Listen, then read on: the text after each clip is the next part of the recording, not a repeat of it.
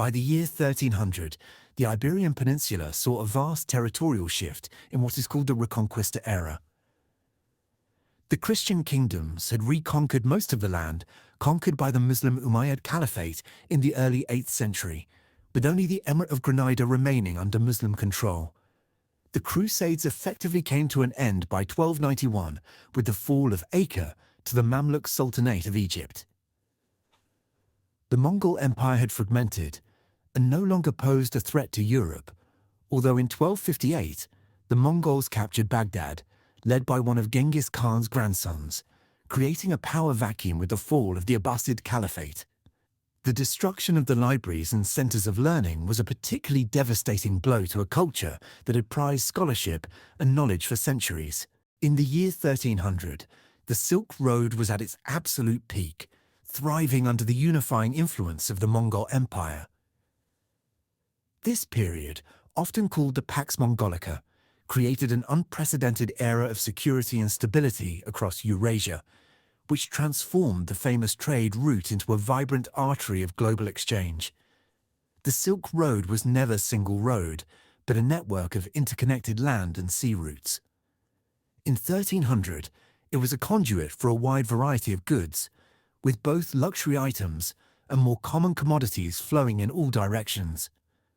From east to west, the most famous exports from the East included silk, porcelain, tea, and spices like pepper, cinnamon, and cloves.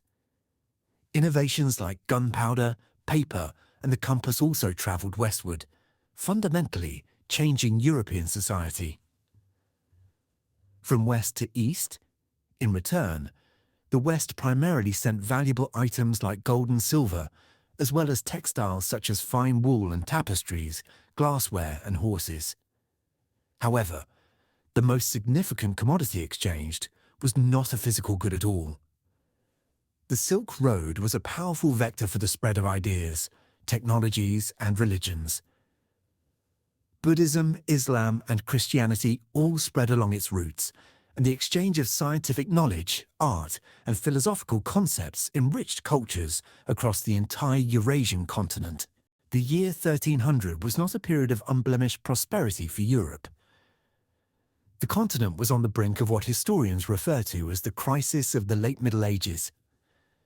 This crisis was characterized by overpopulation and famine.